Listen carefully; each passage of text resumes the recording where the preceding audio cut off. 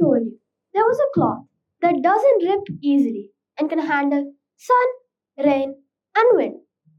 A cloth that is durable, highly absorbent, and antimicrobial, as validated from the International Journal of Recent Advancements in Multidisciplinary Topics. And do you know that this cloth has a lifespan of 2 to 3 decades, which is nearly thrice of that of cotton, as found out from Suport, a garment production company. One gloomy evening, I sat quietly in the car, staring up at the sky as the clouds slowly moved. The ride felt long, and with nothing else to do, I kept staring out of the window.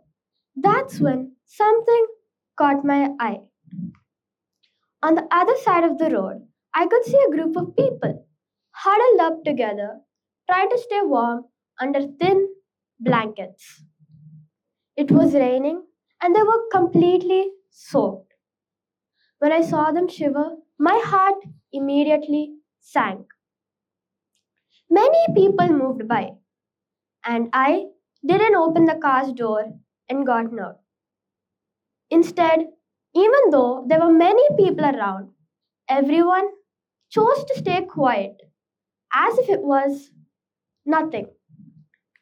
Around the world, 150 million people are homeless and lack adequate housing, water, and sanitization services. According to The Shift, an organization that deals with homelessness. Further on from The Shift, 150 million people may be homeless, but 1.6 billion people are unhoused or unstably housed. This may seem as a minor issue with only one side, but there are multiple dimensions to this issue of street dwelling. One such aspect is death on streets. In the United States alone, 15,000 to 40,000 people have died in 2023, according to an article about these deaths from ABC News. What's more saddening is that all of these deaths, caused by various reasons such as hate crimes, suicides, and road accidents, is that they could have been solved with one simple, environmentally friendly solution. But what is the solution that could change the housing conditions of millions and address the issue of homelessness? The solution I found out was a simple, portable, environmentally friendly solution: shelter for those unhoused and unstably housed, and made from the special cloth I previously mentioned. The special cloth is hemp, made from the fibrous stalks of Cannabis sativa, an annually flowering herbaceous plant.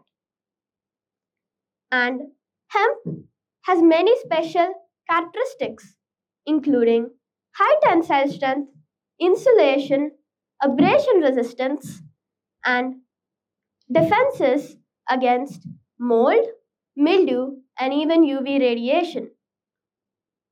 As all this information was sourced from fabric law.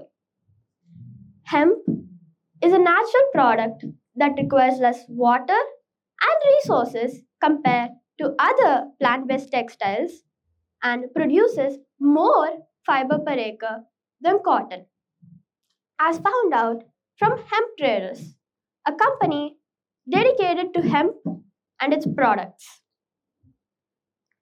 When coated with beeswax, hemp gets a waterproof touch thanks to the water repellency abilities of beeswax, and this information was resourced from an article named Enhancing Water Repellency of Cotton Raincoats Through Beeswax Treatment, an experimental design.